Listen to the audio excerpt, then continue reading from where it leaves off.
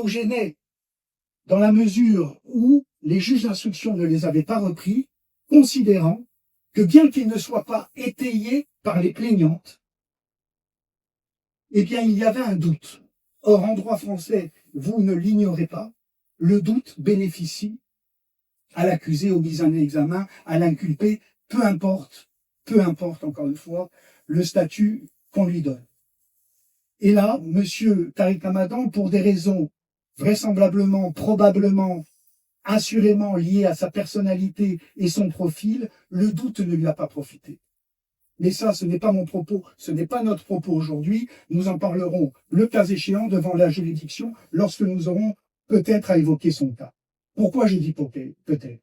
Parce que les expertises permettent de non seulement lever les doutes, mais de confirmer depuis le début les propos de M. Tariq Ramadan et surtout d'écarter les accusations des plaignantes, et notamment d'une plaignante qui pointait des faits, les affirmait, les voulait graver dans le marbre de sa vérité pour accuser M. Ramadan.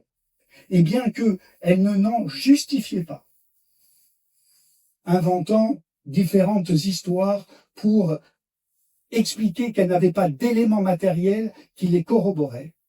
Nous avons aujourd'hui la preuve, parce qu'il y a eu une évolution technologique que nous n'avions pas à l'époque de l'instruction. C'est-à-dire, c'est vrai, le progrès sert sur cette affaire la défense.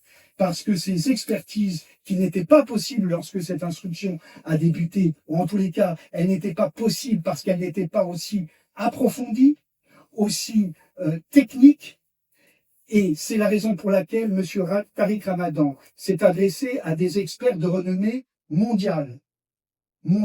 C'est-à-dire que leur savoir ne peut pas être mis en défaut, qui ont analysé les procédures et qui ont rendu des rapports qui balayent complètement les accusations portées, notamment par Paul Emma Aline, qui est une des plaignantes dans ce dossier partie civile.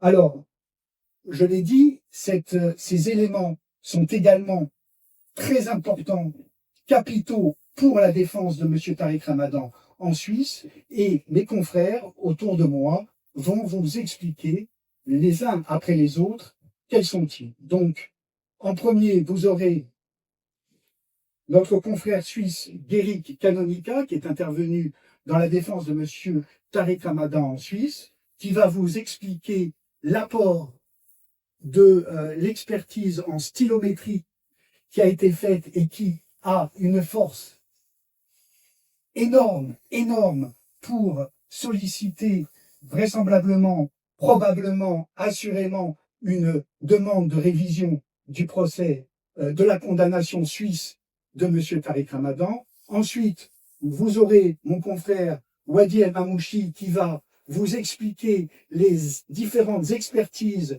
réalisées tant en informatique qu'en stylométrie par rapport à leur apport et à leur valeur ajoutée et leur force pour démontrer l'innocence de M. Tariq Ramadan dans la procédure française. Ensuite, vous aurez mon confrère Yael Hayat, avocate suisse, qui a également défendu aux côtés de M. Guéric Canonica M. Tariq Ramadan dans la procédure suisse et qui va vous expliquer la conséquence forte de ces expertises et qui les autorise et qui légitime et qui milite pour qu'il dépose ce recours en révision. Elle va vous expliquer tout ça. Et enfin, pour clore, mon associé Pauline Baudu-Armand qui fera la même chose que Yael Hayat en ce qui concerne les conséquences de ces expertises assez, encore une fois, cruciales pour le déroulement de ce procès sur la procédure française. J'en aurais terminé juste avec un mot. Nous assurons la défense de M. Tariq Ramadan depuis de nombreuses années. J'ai envie de vous dire depuis trop longtemps. Parce que dans ce dossier, plus qu'un autre, on se demande réellement si les éléments qui ont été donnés par M. Tariq Ramadan, les doutes qui existent sur les accusations qui sont portées contre M. Ramadan, si elles ont la même signification, ou si elles auraient la même signification si la personne qui était désignée par les plaignantes avait un autre nom que M. Tariq Ramadan. Voilà, j'en ai terminé, je laisse la parole à mes confrères. L'un des avocats de Tariq Ramadan, avocat de la procédure suisse, aux côtés de Yael Hayat, qui est à mes côtés, le même que de Loïc Marin et Théodore. Pascal Garbarini vous a dit que Tariq Ramadan a fait l'objet d'une condamnation, et vous le savez, en Suisse. Et cette condamnation, elle a porté essentiellement sur les déclarations d'une partie de l'ENA, à laquelle évidemment M. Tariq Ramadan opposait ses propres déclarations. Et donc la version de l'un contre la version de l'autre, comme c'est souvent le cas dans ces affaires de nature sexuelle.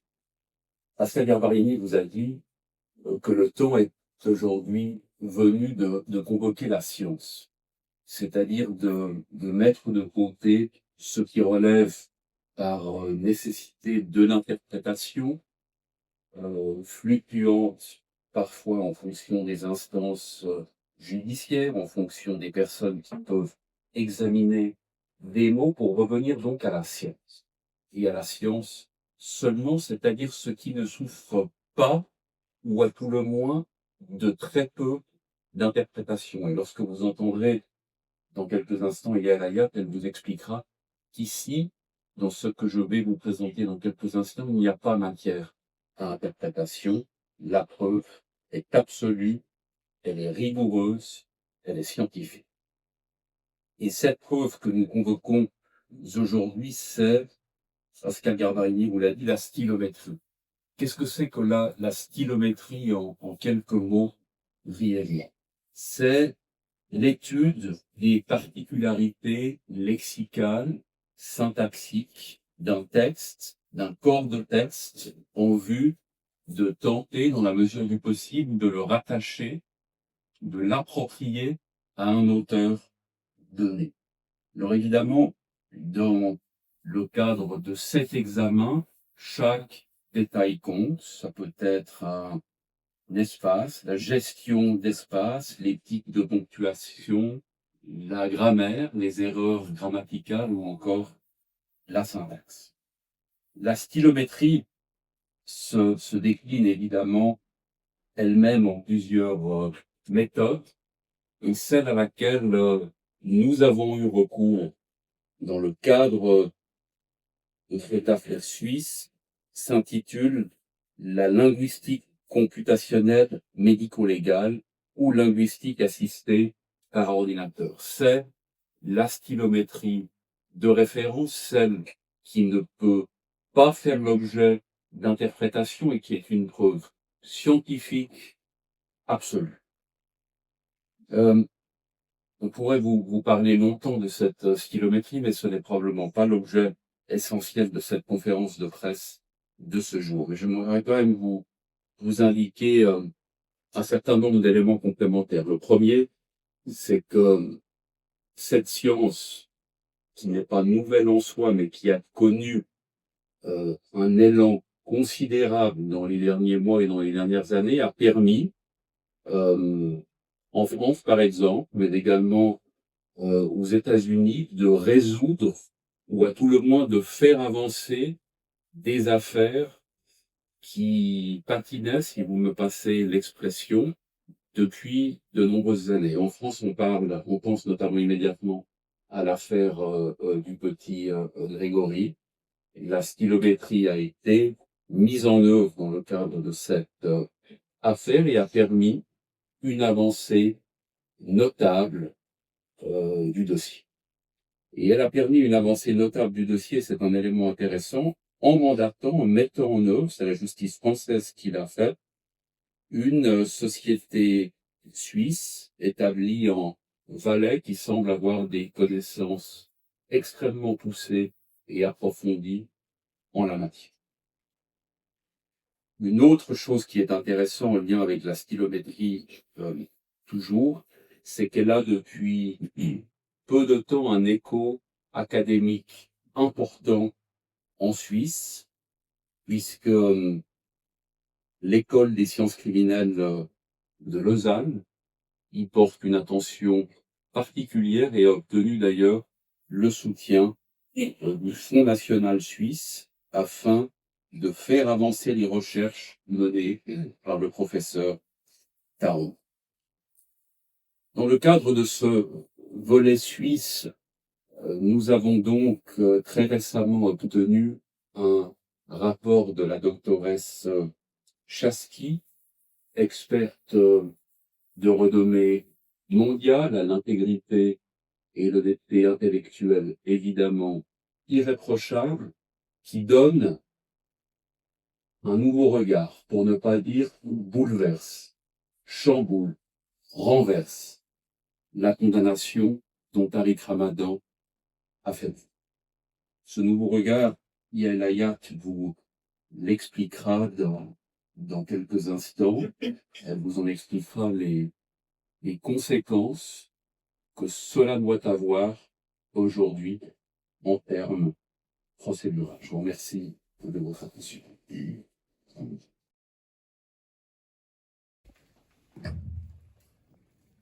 Bonjour, je me présente, Maître Wadi Alamamouchi, avocat de Tariq Ramadan en France. Je vais tenter d'illustrer de façon concrète ce que vient de dire mon confrère suisse à travers différentes illustrations, à travers différents éléments du dossier qui nous intéresse aujourd'hui, pour lequel vous êtes venus aujourd'hui. Tous les éléments dont je vais vous faire état, et je vais effleurer que quelques éléments, reposent uniquement et stricto sensu sur des bases scientifiques. Je vais commencer par illustrer la stylométrie, par exemple, dans le cadre de notre dossier. Il se trouve que, par exemple, la brigade criminelle, donc spécialisée en matière de viol, a exhumé parmi tout le contenu informatique qu'a remis une des plaignantes un message, et pour lequel la brigade criminelle s'est interrogée. S'est interrogée puisque il apparaissait que d'une part, celle qui portait ce message prenait le pseudonyme de Nathalie. Nathalie qui était justement reconnue par une des plaignantes devant un juge d'instruction comme étant le pseudonyme qu'elle utilisait de façon régulière. Nathalie, Nati ou Nathalie Manu. Eh bien, cette fameuse Nathalie dira 3 jours avant la seule et unique entrevue avec Monsieur Tariq Ramadan. Elle parlera à une interlocutrice, elle dira je suis en train de préparer un plan, je suis en train de préparer un piège, et Tariq Ramadan risque, suite à mon piège, de se retrouver en une de tous les journaux. La brigade criminelle met en évidence ce message contenu sur une clé USB que remet la plaignante avec le pseudonyme de Nathalie, pseudonyme qu'elle-même reconnaît utiliser lorsqu'elle est sur les blogs. Eh bien, cet argument sera balayé par un revers de main par les juges d'instruction. Et c'est là où, encore une fois, la défense de Tariq Ramadan, comme disait mon confrère Maître Garbarini, s'appuie aussi sur des éléments scientifiques. Une expertise en stylométrie viendra accréditer ce que, finalement, nous, avocats de la défense, mais aussi la brigade criminelle, pensaient très très fort, à savoir que la plaignante était cette fameuse. Nous allons avoir une autre expertise qui a confirmé une expertise précédente en ce qui concerne notamment la présence de cette plaignante lors d'une conférence. Souvenez-vous, remettez-vous dans le contexte. La plaignante disait avoir rencontré M. Tariq Ramadan avant l'organisation de la conférence. Elle disait avoir été violentée, elle disait avoir été violée, elle disait avoir été séquestrée, elle disait avoir été laissée en guenilles, quasiment mourante, et donc ne pas avoir participé à cette conférence.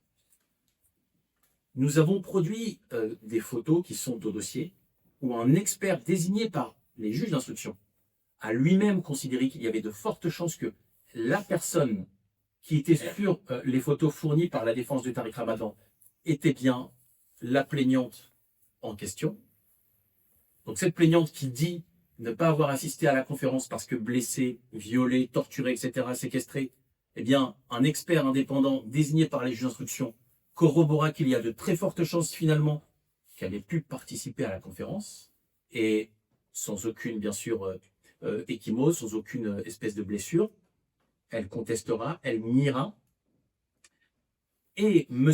Ramadan, dans un souci de preuve et de justice surtout, va diligenter une seconde expertise, où là encore, l'expert conclura au même résultat, à savoir qu'il y a une probabilité très forte, pour dire quasiment 100%, qu'il s'agissait bien de cette plaignante en question qui était sur la photo. Et donc vous comprenez forcément le raisonnement de la défense de M. Tariq Ramadan. Si la plaignante qui dit ne pas avoir été présente à la conférence, ne pas pu avoir assisté à la conférence, parce que blessée et séquestrée, eh bien finalement se retrouve à la conférence en bonne santé, il y a là encore une grave dissonance par rapport à son messie, et encore, c'est un moindre mot que d'employer ce mot de dissonance.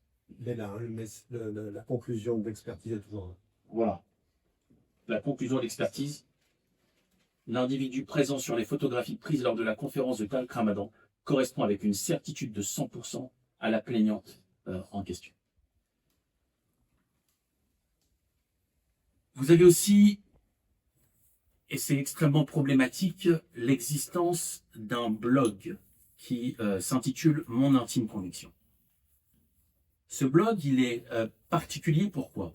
Parce que ce blog, c'est un blog, j'ai presque envie de vous dire, spécialisé sur la personne de Tariq Ramadan.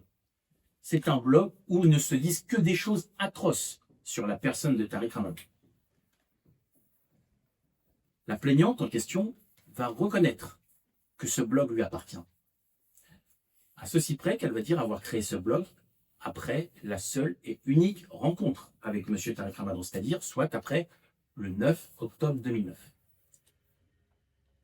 Nous avons diligenté encore une fois un expert informatique agréé auprès de la Cour d'appel de Paris. Qu'est-ce que va dire cet expert? Il va dire non, c'est pas possible. Ce blog a été créé avant le 9 octobre 2009, soit avant la date et de l'unique rencontre avec M. Ramadan. Vous pouvez le voir ici, la conclusion de l'expert informatique. Sur le plan technique, les éléments disponibles indiquent que le blog Mon intime conviction, qu'elle reconnaît être le sien, il n'y a pas de débat là-dessus, était actif avant le 9 octobre 2009. Par ailleurs, tout au long de l'instruction, elle n'aura que de cure que d'essayer de minimiser ses compétences en informatique. L'expert informatique, on ne va pas entrer dans les détails aujourd'hui, mais dira tout l'inverse, à travers certaines aspirations de blog, à travers l'utilisation de certains fichiers, dira qu'elle est experte justement en informatique. Et puis enfin, vous avez aussi, et ça souffre effectivement cruellement, et j'ai jamais vu moi un tel dossier où finalement il n'y a pour aucune des plaignantes, et c'est d'ailleurs même dit par la Chambre de l'instruction, aucune espèce de constat médical avec des lésions, des constats de lésions, etc. Nous avons consulté un expert médical et qui dit la chose suivante, qui dit, au vu de ce que la plaignante décrit, de la violence, notamment de ce qu'elle dit avoir subi et vécu, de la violence de ce qu'elle dit être ses lésions, parce que malheureusement, nous n'avons pas de photos de lésions, nous n'avons aucun élément pouvant identifier une quelconque lésion. La plaignante a été voir un médecin plusieurs jours après. Eh bien, la conclusion de l'expert médical dit bien que aucune prise en charge médicale initiale, immédiate à laquelle on aurait pu s'attendre, compte tenu des éléments traumatiques décrits, n'apparaît dans le dossier. Ni examen somatique, ni gynécologique, ni demande d'examen complémentaire ou de consultation spécialisée. C'est-à-dire que l'expert médical dit qu'il est quasi impossible, quand bien même il s'agissait du médecin le plus incompétent du monde, qu'avec un tel récit, lorsque une plaignante vient le voir, et avec ce qu'elle décrit avoir comme lésion, il était impossible que le médecin, à travers son récit, ne l'oriente pas, soit vers des spécialistes, soit vers les urgences, voire même une simple consultation à l'hôpital en hospitalisation. les soins qui ont été prodigués ne correspondent absolument pas et ne sont en aucun rapport avec des faits de viol. Et là, encore une fois, c'est un élément concret que nous avons dans le dossier. Voilà, j'ai effleuré avec vous quelques éléments du dossier. Dites-vous que ce sont quelques éléments, et les éléments les plus récents, mais dites-vous que pour chacune des plaignantes, quasiment, nous avons près d'une cinquantaine d'éléments de cette nature qui figurent dans le dossier. Alors, encore une fois, M. Tariq Ramadan, qui convoque cette conférence de presse, vous l'avez bien compris, il ne demande pas un traitement spécial pour lui. Il ne demande pas un traitement approprié. Il demande juste une chose, un traitement juste sur le dossier, et rien que sur le dossier. Je suis l'une des l'un des avocats de Tariq Ramadan à Genève, aux côtés de Maître Guéric Canonica, Théo Badan, Loïc Parrain et le bâtonnier Marc Bonan. Vous l'avez compris, aujourd'hui, l'on convoque devant vous la science, une science qui, dans les enceintes judiciaires, bien souvent accable et parfois, restitue la vérité. Nous étions dans l'affaire Ramadan jusqu'à maintenant sur le registre des mots et nous sommes désormais sur le registre de la démonstration. La stylométrie, qui est à l'honneur en France, en Suisse et partout dans le monde, permet dans cette affaire de révéler, de dévoiler une imposture. Parce qu'elle permet en fait de décrypter des messages qui jusqu'ici étaient masqués et qui portent une empreinte. Et cette empreinte, c'est précisément l'objet de la stylométrie. Eh bien, l'empreinte de ces messages est la même que les messages envoyés par la dénommée Brigitte, c'est le nom donné à la plaignante dans l'affaire suisse, à Monsieur Tariq Ramadan. Donc en fait, ce qu'il faut savoir, c'est que il y avait jusqu'à maintenant une face visible de Brigitte, la face que nous connaissons, la face que vous connaissez certainement, c'est-à-dire Brigitte qui envoyait des messages lyriques, enflammés à Tariq Ramadan. Mais la stylométrie a permis en réalité de dévoiler la face cachée, pour ne pas dire sombre, de Brigitte, c'est-à-dire son intrigue, sa trame, sa machination et son guet-apens. Alors, il suffit de se concentrer sur les messages qui ont été examinés par l'expert en stylométrie. Et vous avez ce premier message qui date du 14 octobre 2008. Le 14 octobre 2008, c'est 14 jours avant la rencontre entre Tariq Ramadan et Brigitte. Et ce message dit, le chat a été très fructueux, TR a du souci à se faire, il a fait beaucoup de mal, Leïla. 14 octobre, 19h22, on lui demande « mais vous pourriez nous en parler ?»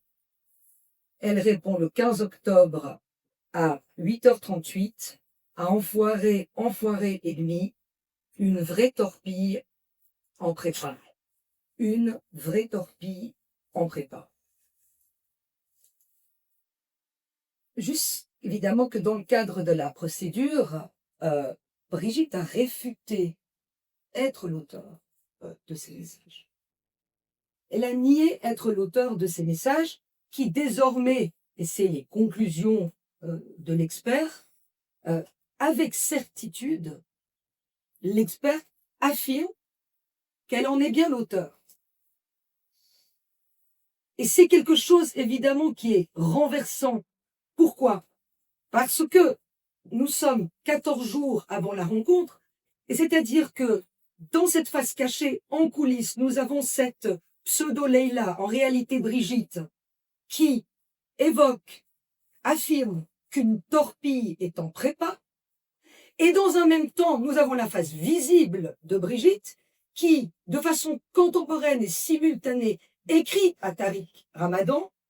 Elle lui écrit le 16 octobre qu'elle l'aime, le 23 octobre qu'elle le trouve intelligent, le 24 octobre qu'elle le trouve merveilleux, le 25 octobre qu'elle souhaite le rencontrer.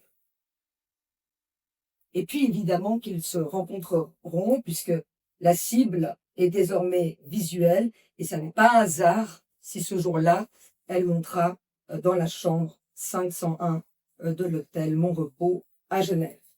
Il faut retenir cette phrase « la torpille est en prépa » qui n'est pas une phrase neutre.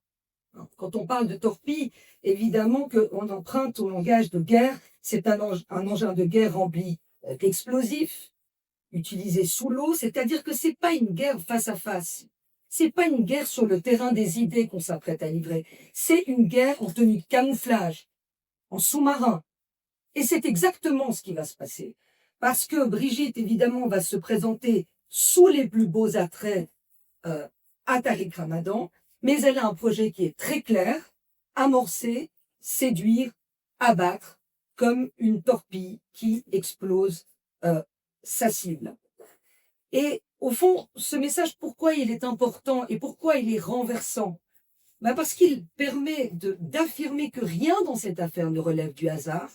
Rien dans cette affaire ne relève du hasard parce qu'elle en a le contrôle, parce qu'elle en a la maîtrise, parce qu'il s'agit d'un plan, d'un dessin, d'une torpille qui est en préparation et qui explosera le 13 avril 2018 lorsque la plainte sera déposée. Alors, il faut en finir et en tirer les conséquences. Il y a des figures tutélaires, notamment en France, comme Zola qui disait que tout jugement des hommes est faillible et il faut poser le postulat que l'on peut condamner un innocent. Il faut poser ce postulat. Et en réalité, il faut le poser simplement, sans aucune rancœur, parce que si la justice en Suisse s'est trompée, c'est qu'on l'a trompée. Si elle s'est égarée, c'est qu'on l'a égarée, parce qu'elle était dans l'ignorance d'un fait essentiel, l'existence d'un projet.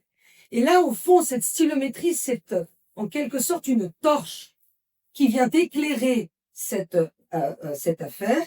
Et moi, je suis persuadée, et je veux croire que si les juges suisses, et en particulier le procureur de la République et canton de Genève, s'il avait été nanti de ce fait-là, de ce projet-là, de ce dessin, de cette torpille en préparation, je suis persuadée que le procureur de la République et canton de Genève n'aurait pas renvoyé Tariq Ramadan en jugement.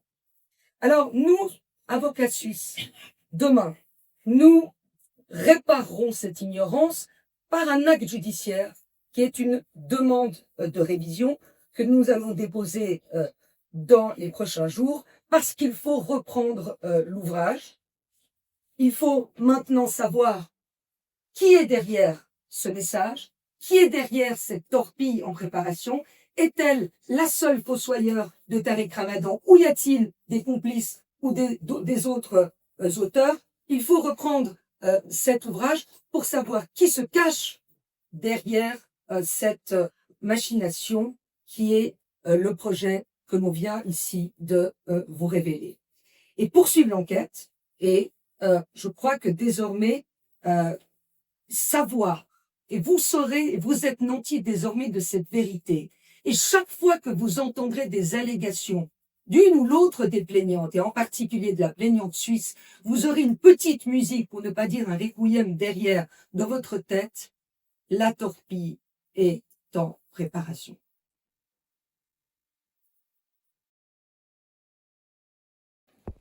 Bonjour, Pauline Germain. Je suis également l'avocat de Tariq Ramadan en France, aux côtés de mes confrères Ouadel Mamouchi et Pascal Pierre Garbarini, mon associé notamment. Mon confrère Guéric Kalunka tout à l'heure a employé un mot qui m'est apparu être celui le plus important compte tenu de ces nouveaux éléments, c'est le mot bouleversé. C'est drôle, sans se concerter, j'aurais employé le même. Les nouveaux éléments qui vous ont été exposés longuement par mes confrères, ils bouleversent ce dossier. Ils ne se contentent pas seulement d'apporter un nouvel éclairage. C'est très important qu'on comprenne parce que M. Ramadan en France, sa procédure n'est pas au stade de celle qui a été diligentée en Suisse. Concernant M. Tariq Ramadan, en France, l'instruction s'est achevée. Et depuis la fin de cette information judiciaire, de nouveaux éléments sont apparus. Je ne vous dirai pas que c'est une chance, mais presque. Presque parce que le Code pénal français permet d'ordonner des suppléments d'information. Lorsque des éléments nouveaux apparaissent, le Code de procédure pénale permet que l'information soit reprise et que de nouvelles investigations soient menées avant même une audience de jugement. C'est presque une chance pour M. Tariq Ramadan parce que finalement, c'est ce que nous avons demandé. Et je me permets de vous rappeler qu'une information judiciaire, ça n'a pas vocation à confirmer une accusation. L'information judiciaire, ça instruit à charge, à décharge, en prenant en considération l'ensemble des éléments du dossier et même, grâce au supplément d'information, les nouveaux éléments qui apparaissent postérieurement à la clôture d'une instruction. Concernant M. Ramadan, nous avons déjà, le 5 mars dernier, sollicité un supplément d'information auprès de la Cour criminelle départementale de Paris. Pour quelle raison? Parce que le 5 mars dernier, nous avions, et mon confrère Wadir El Mamouchi vous l'a expliqué, des éléments nouveaux.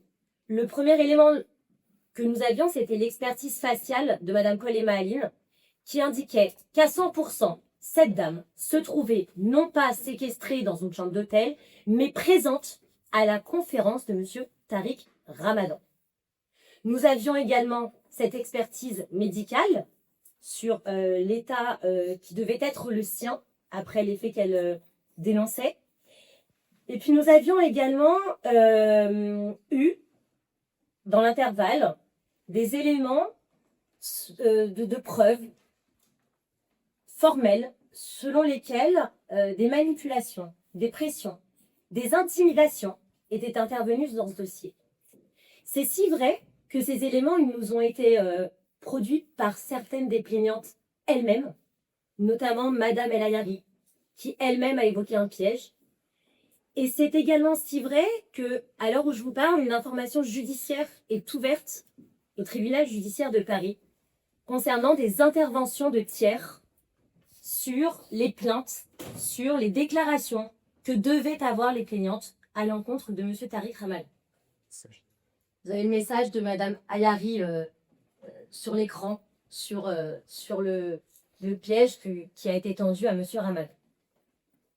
Donc à la date du 5 mars, nous avions d'ores et déjà ces éléments nouveaux et nous avions sollicité auprès de la Cour criminelle départementale que soit ordonné un supplément d'information.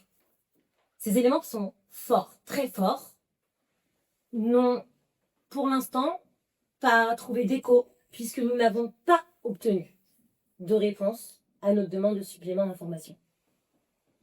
Depuis, mes confrères vous l'ont longuement expliqué, nous avons 2 nouvelles expertises qui sont scientifiques et qui sont technologiques.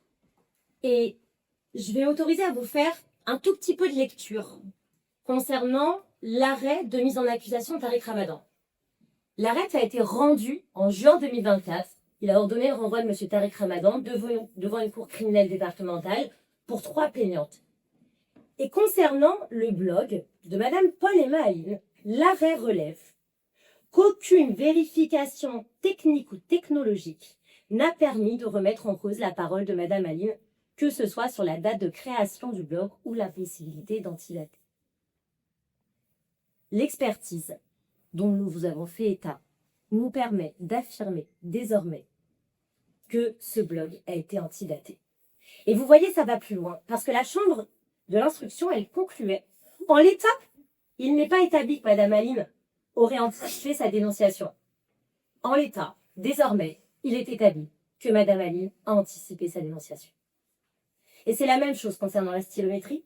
Concernant la stylométrie, Mme Aline avait contesté être Nathalie, c'est ce que relève la chambre de l'instruction, et conclut aucune investigation technique n'a permis d'en savoir davantage sur ces identifiants. Désormais, l'expertise en stylométrie confirme à 97% que Mme Paul-Emma Aline est Nathalie, que Mme Paul-Emma Aline est l'auteur des messages qui évoquent un piège, un plan. Nécessairement, nous allons, sur la base de ces 2 nouvelles expertises, régulariser dans les prochains jours ou secondes demande de supplément d'information. Je n'imagine pas qu'elle ne trouve pas d'écho, je n'imagine pas qu'il ne soit pas fait droit à cette demande, parce que, vous le constatez, en l'état, nous sommes face à un dossier qui est inachevé, qui est inabouti.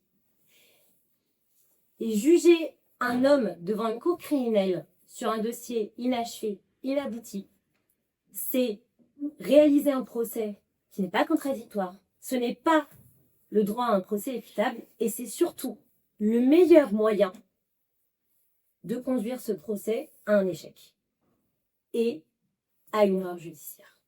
Monsieur Ramadan demande pas quelque chose d'inédit. Monsieur Ramadan, il demande à ce que le droit lui soit appliqué. Cette demande de supplément d'information, je vous le précise, elle est fréquente, elle est souvent ordonnée. Un supplément d'information en droit français, c'est pas quelque chose d'inédit. C'est quelque chose qui est souvent réalisé. Et c'est si souvent réalisé d'ailleurs que dans le cas d'un procès très médiatisé en ce moment, il n'y en a pas eu une, il y en a eu 2. Et ce procès a été déprogrammé à plusieurs reprises. Parce que l'accusation considérait que ce procès ne pouvait pas se tenir tant tous les éléments n'avaient pas été évoqués. Je ne m'attarderai pas plus à démontrer que tous les éléments n'ont pas été examinés par l'instruction puisqu'ils n'étaient pas apparus à l'époque. En tout état de cause, Tariq Ramadan doit bénéficier de ce supplément d'information parce qu'il est injustifiable.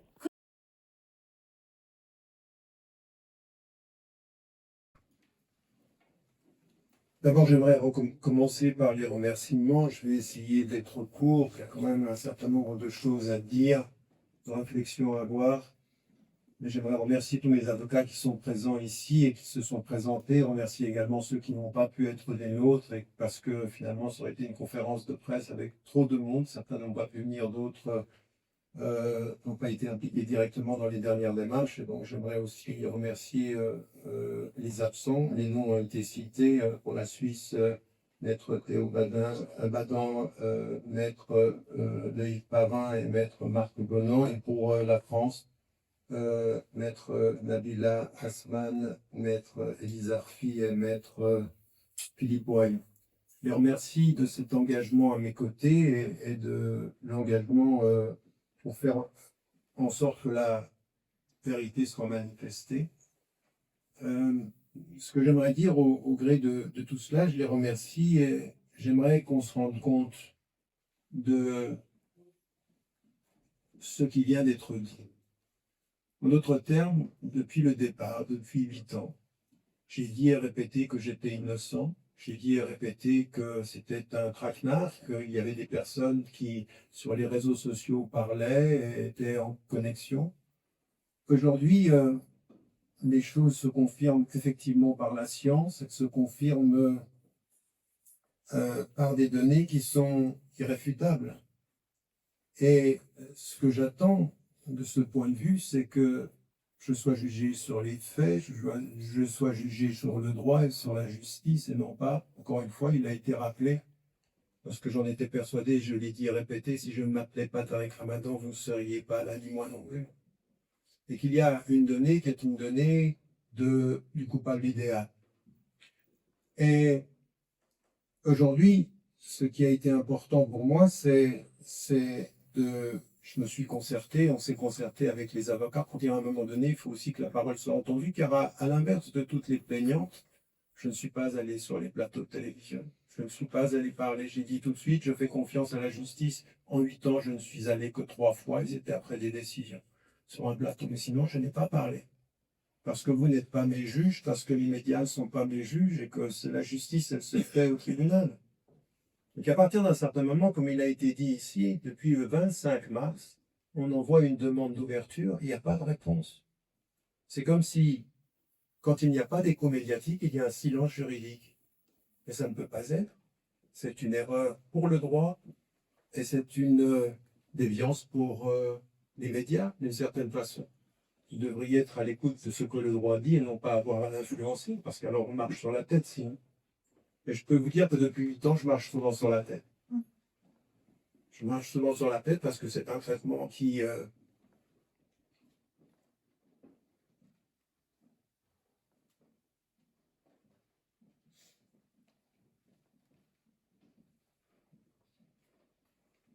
c'est un traitement qui a fait que il y a eu 8 ans de ma vie.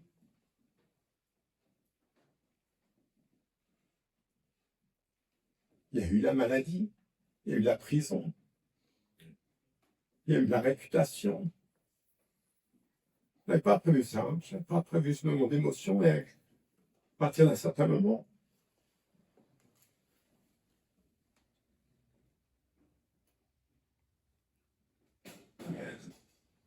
je ne sais pas si vous vous rendez compte de ce que c'est que de traverser ça. Là, ce que vous avez entendu, c'est que des personnes ont prémédité des pièges. Et je l'ai dit pendant 8 ans. Et on ne me répond pas, la justice ne me répond pas, et j'ai l'impression de ne pas avoir toujours été entendu. Et donc aujourd'hui, j'aimerais juste rappeler très rapidement 3 ou 4 choses, et j'aimerais vraiment m'en tenir au temps qui m'est imparti. La première des choses, j'aimerais vous rappeler un fait de droit. Moi, quand on a commencé cette affaire-là, les médias se sont emparés d'une chose en disant « Tariq Ramadan a menti, il n'a pas reconnu les relations ». Et effectivement, et je peux vous le dire aujourd'hui, c'est le seul mensonge qui ait eu lieu et qui ait eu lieu en France, parce qu'en Suisse, j'ai dit et tout de suite dit, il n'y a pas eu de relation, il n'y en a pas. Et en France, j'ai protégé ma famille et j'ai voulu me protéger. Alors, en fait, mon premier avocat m'a dit, Tariq, c'est mieux que vous ne reconnaissiez rien, et en fait, ça m'arrangeait de ne rien reconnaître. Mais ce que je veux dire, parce que certains d'entre vous viennent de l'étranger, ils viennent d'Angleterre, ils ont pensé que j'avais menti sous serment. Jamais sous serment, je n'ai menti. Mais ce qui est le plus important, c'est que j'ai suivi une voie qui m'arrangeait moralement et qui n'était pas forcément juste juridiquement. Sauf que, vous avez peut-être entendu l'ancien ministre de la Justice, Éric Dupond-Moretti, dire qu'en France, un accusé peut mentir quand cela permet de faire en sorte que l'accusateur apporte des éléments pour prouver. Eh bien, dans ce cas-là, c'est exactement ce qui s'est passé. Maître Hamamouchi vient de mettre en évidence que la clé USB, c'est la clé qu'elle a donnée pour prouver qu'il y avait. C'est en fait, ça a poussé alors à nous donner les éléments qui vont prouver qu'en fait, il y avait une manipulation. C'est exactement la même chose avec l'ordinateur. L'ordinateur a dû être donné. Eh bien, tiens, on trouve sur l'ordinateur des choses qu'on aurait cachées si le premier mensonge n'avait pas été. Il ne le justifie pas moralement, mais quel bienfait juridique. Parce que ce que dit effectivement l'ancien ministre de la Justice, à des moments donnés, vous poussez l'autre à devoir montrer ses preuves, et dans ses preuves, il y a sa propre accusation. Et de ce point de vue, c'est la clé USB, ce sont les messages qu'on vous a montrés. Et aujourd'hui, ce qui est tout à fait particulier, c'est que, comme il vous a été dit également, c'est qu'au cours de l'instruction, la brigade criminelle, elle a le soupçon, en fait, que ces femmes mentent. Et non pas simplement le soupçon, hein. Des rapports mettent en évidence qu'elles mentent. Et les juges n'en tiennent pas compte. Pendant 8 ans de ma vie, elle m'envoie en prison, en détention préventive, pendant 9 mois et demi de ma vie, et vous remarquerez quand même, parce que c'est ce qu'a dit Maître Garbarini, qu'il y a quand même un traitement spécial, parce que qui est allé en prison pour des affaires de cette nature après le 8? Il y en a combien? Vous en comptez combien? Je dois pratiquement faire l'exception. Parce que j'étais le coupable idéal. Et on ne m'a pas entendu. Et aujourd'hui, la brigade, ce qu'on vient de vous exposer, c'est la confirmation des soupçons de la brigade criminelle. Mais cette fois-ci, de façon scientifique. Cette fois-ci, on ne peut pas faire ce qu'on trouve dans l'ordonnance, une hésitation sur on n'est pas... Non, cette fois-ci, les choses sont claires. Et vous savez qu'en statistique, en calcul de probabilité, au-dessus de 95%, c'est considéré comme une certitude. Et nous sommes à 96,9 et à 97,17. Et 100%. Et ce que j'aimerais vous dire, parce que ça a été mis en évidence, c'est qu'effectivement, on a diligenté des expertises qui vous ont été présentées dans l'esprit à la force. Mais j'aimerais vous dire une chose.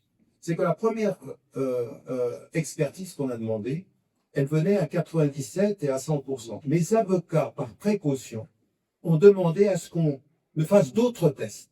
Alors écoutez bien, parce que les résultats finaux ici, ils ont été confirmés par 3 tests et 2 méthodes. C'est-à-dire 6 fois, ce sont elles qui ont écrit. 6 fois. C'est-à-dire 6 tests avec la linguistique forensique assistée par ordinateur, dont vous pouvez aller chercher partout où vous voulez. C'est celle qui est reconnue en stylométrie comme celle qui est la plus scientifique. Et qui l'a fait? C'est la personne de référence aujourd'hui sur le plan mondial, qui est le docteur Chassin. Donc par 6 fois. Donc je ne sais pas où on va pouvoir maintenant essayer d'éviter cette vérité. Moi, c'est ce que j'attends. Et on m'a dit, moi j'avais le même mode opératoire. Mais pourquoi est-ce que nous avons décidé d'être les avocats suisses et les avocats français? Parce qu'en fait, c'est le même mode opératoire. Mais c'est pas le mien. C'est celui de celle qui m'accuse. Le même mode opératoire. 2 semaines auparavant, 6 jours auparavant, les choses sont claires. Elles se connaissent. Il faut savoir que dans le dossier, elles affirment au départ ne pas se connaître. Elles se connaissent depuis 2009, les 2 plaignantes. Elles se parlent et on le sait, et tout le monde le sait. Et mes avocats au tout début m'ont dit, l'affaire suisse est une affaire suisse, l'affaire française est une affaire française, sauf que quand la science parle et qu'elle dit c'est la même chose, c'est la même affaire avec les mêmes personnes qui se connaissent, il faut qu'on en tire des conclusions de ce point de vue. Et c'est pas tout. Vous savez, dans le décompte qu'a dit Maître Garbarini, il y avait 6 personnes. Ce que vous devez savoir, c'est que plusieurs ont été écartées, 2 d'entre elles ont été écartées. Mounia Rabouche et une qui s'appelle Elvira et qui est Inès Marie Iglesias Magdalena. Qu'est-ce qu'elles disent, ces 2 personnes, maintenant? Nous avons été manipulés. Nous avons été poussés à porter plainte. Et nous n'avions pas, dans un premier temps, décidé de porter plainte.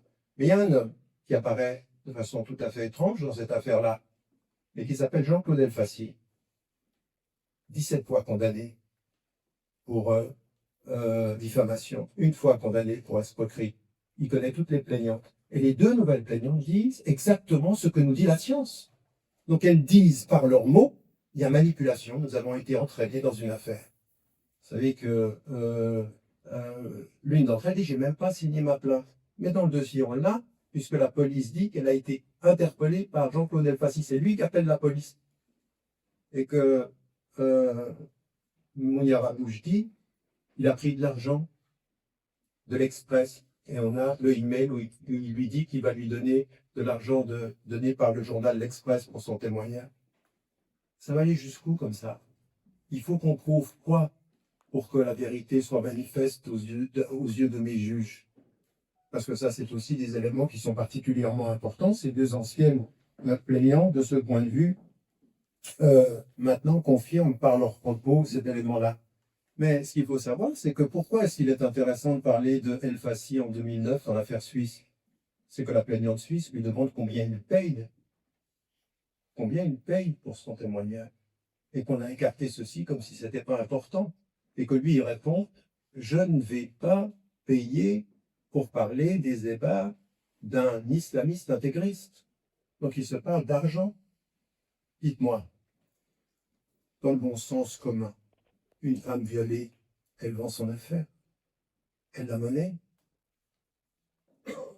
Elle la monnaie, je deviens fou. Ou il y a autre chose. Et lui, il est partout.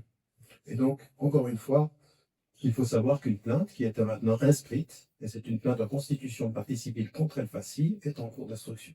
C'est important, parce que maintenant, on va aller jusqu'au bout. Et il faudra aussi que mon affaire en France tienne compte de ces éléments-là. Il est impliqué. Et donc, il faut aller jusqu'au bout. Et quand on parle d'argent, les choses sont claires. Très rapidement, la conclusion de tout ça, c'est que la justice, elle a été trompée. Elle a été trompée en Suisse. Elle a été trompée en France. Et vous savez, on a un débat en France aujourd'hui avec ce qui se passe avec l'affaire Sarkozy. Est-ce que la justice est politisée? Est-ce qu'on la rejette complètement? Est-ce que les juges sont politiques au point que finalement c'est la haine qui le condamne et non pas les faits? Je vais vous dire une chose, eu égard à mon expérience de 8 ans. Moi, je n'ai pas d'approche essentialiste. Je sais, comme vous tous ici, qu'il y a des juges politisés et qui peuvent être influencés par une idéologie. Stupide celui qui ne le croirait pas. Mais il y a dans le corps des magistrats des personnes intègres qui font leur travail. Et c'est ce que j'attends, moi. Je n'attends que le juge ou la juge intègre qui fera son travail. Et je sais que l'instruction à laquelle j'ai assisté, moi, pendant 7 ans et demi de ma vie, elle était complètement à charge. Je n'étais ni entendu, et ni d'ailleurs respecté. Et ce que j'attends aujourd'hui, sans essentialisation, c'est que les juges, comme il a été dit en Suisse, reconnaissent qu'ils ont été trompés et aillent jusqu'au bout du processus. Quelque chose qu'ils ne savaient pas apparaît, il faut revoir ce qu'on a pensé vrai. Parce que c'est faux. Parce qu'on vous a trompé. Et la même chose en France. Et donc ce que j'attends, c'est que en France se réveillent des juges qui sont indépendants, ceux qu'on n'appelle pas au téléphone pour les orienter. Et ne me dites pas que ça n'existe pas, vous le savez tous, et si Sarkozy le dit, il n'est pas parole d'évangile, mais il est parole de connaisseur de l'intérieur. Mais je n'ai pas cette position-là. Et quand j'entends justement dans l'affaire Jubilard que on entre en matière pour ouvrir de l'information, eh bien, il faut les ouvrir, pas simplement quand ça concerne l'accusation, mais en particulier quand ça concerne la défense, quand ce sont des arguments aussi importants et scientifiques. Donc, on ouvre et on répond. Et on répond à mes avocats, on vous demande sur ces bases-là de faire quelque chose. Pourquoi ce silence? Et vous savez, je serai le dernier à avoir besoin des médias pour ceci. On ne devrait même pas avoir cette conférence de presse. Mais si le silence de l'autorité à certains de ne pas respecter une procédure et de ne pas respecter les droits d'un prévenu ou de quelqu'un qu'on accuse, eh bien, à un moment donné, il faut faire entendre ça. Il y a un deuxième point que j'aimerais dire avant d'arriver vraiment à ma conclusion réelle, et c'est une occasion qui m'est donnée. Je sais que parmi vous, dans cette salle, il y a des journalistes, et vous êtes nombreux, vous venez de 15 pays, il y a des Africains, il y a des Turcs, il y a des Canadiens, vous êtes de partout. Il y en a certains ici dans cette salle qui ne m'aiment pas, qui ont participé à la boursouflure médiatique qui a consisté à me salir, à devenir plus moraliste que les gens moraux, à considérer que j'avais enfreint la morale islamique et musulmane et qui faisait de moi un coupable. J'aimerais vous dire une chose. C'est pas la question. C'est pas la question. Faites votre travail. Depuis quand ceux que vous aimez sont du côté de la vérité et de la justice? Et depuis quand ceux que vous détestez sont du côté de la culpabilité et de la condamnation? C'est pas une affaire de sentiment. Vous pouvez ne pas être d'accord avec moi, mais soyez digne, honorable. Faites votre travail, rapportez des faits. Pas les rumeurs. Pas le fait que Tariq Ramadan, parce qu'il a cette histoire, il est le coupable idéal. J'aimerais vous dire une chose. Vous avez fait du mal, certains d'entre vous. Vous avez fait du mal parce que vous avez rapporté des rumeurs, vous avez sali un homme et sa famille. Et puis finalement, il devait payer le prix. Mais moi, je ne vous demande pas ça, ça ne m'intéresse pas ça. Je vous demande juste de faire votre travail de journaliste. Et votre travail de journaliste, c'est de rapporter les faits avec le plus d'objectivité possible. Et cette fois-ci, là maintenant, ce que vous avez entendu de mes avocats, c'est de dire les faits sont têtus. Et la science, quand elle parle, l'idéologie se tait. L'idéologie se tait. Et c'est peut-être de ça qu'il faudrait aujourd'hui que vous preniez compte. Vous savez, il y a un cause documentaire qui se prépare sur Netflix et ils sont entrés là-dedans. Ils viennent des États-Unis et d'Angleterre, mais ils sont sidérés en fait. Ils sont sidérés. Ils disent, mais qu'est-ce qui se passe en France pour qu'on traite comme ça? Est-ce que c'est un pays qui est allé si loin dans l'anti-musulman que finalement on ajoute à l'indigne l'opprobre et l'insulte à la juridiction et au droit? Les choses vont sortir d'une certaine façon et il faudra aussi qu'on entende cette voix-là. C'est que c'est pas normal ce qui arrive et je pense que ce qui est déterminant, c'est que j'ai vu parmi les journalistes, comme j'ai vu parmi les juges, des femmes et des hommes qui faisaient leur travail. Il y en a qui ont porté la vérité, la manifestation de la vérité avec dignité, je les en remercie. Pour ceux qui ne l'ont pas fait jusqu'à maintenant, je dis, il n'est jamais trop tard. C'est le moment. Faites votre travail et dites ce qui est. J'aimerais vous dire une chose, ma conclusion, c'est la philosophie de ma vie. Et j'aimerais que vous l'entendiez. Parce que le fait que je m'appelle Tariq Ramadan et je suis de confession musulmane et que j'ai un engagement politique a fait qu'on a sali et ma personne et ma réputation. J'aimerais que vous entendiez très clairement quelles sont mes références. Je vais raconter une histoire. Cette histoire, elle est essentielle pour moi parce qu'elle dit tout de moi. Elle dit tout de moi dans ma relation avec mes références et avec la relation du monde dans lequel je suis. Cette histoire, elle est très simple. Il s'agit d'un homme musulman. Un homme musulman va voler un bouclier. Et comme il sait qu'il est en opposition avec la tribu juive, pour ne pas se faire accuser, il va mettre le bouclier chez le juif en disant c'est le juif qui a volé. Et la première réaction naturelle des personnes, c'est de dire ah ben oui, c'est l'ennemi qui a volé, donc c'est le juif le coupable. Et il y a une révélation coranique qui vient dire que la conscience musulmane internationale est pour tous les temps. Le juif est innocent et le musulman est coupable. Qu'est-ce que ça veut dire cette histoire? Ça veut dire que vous aimiez ou pas les gens, qu'ils soient de votre bord ou pas, que ce que vous célébriez avec la fausse citation que vous avez donnée à Voltaire, à savoir « Je ne suis pas d'accord avec ce que vous dites, mais je vous battrai pour que vous puissiez le dire », ce n'est pas de lui, mais la phrase est noble et la phrase est bonne. Ce que moi, ma tradition, elle est celle-ci. Un homme innocent, il est innocent, juif, chrétien, musulman, athée, hindou, bouddhiste, et je me battrai pour son innocence. Mais si je vois un musulman qui est coupable, je me battrai contre lui, au nom de l'innocence et de la justice. Je vous mets au défi, depuis 40 ans que je suis sur le terrain, d'avoir enseigné autre chose que ça.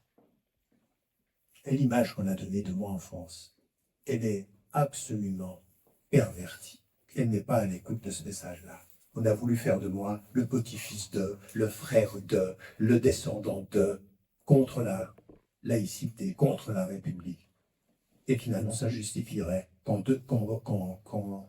coupable idéal, je finisse en prison. Bien non, je le répète, et cette fois-ci, science à l'appui, je suis innocent de tout cela. Je suis victime, effectivement, de personnes qui ont planifié, en trompant la justice. Juste que justice soit faite aujourd'hui. Je vous remercie.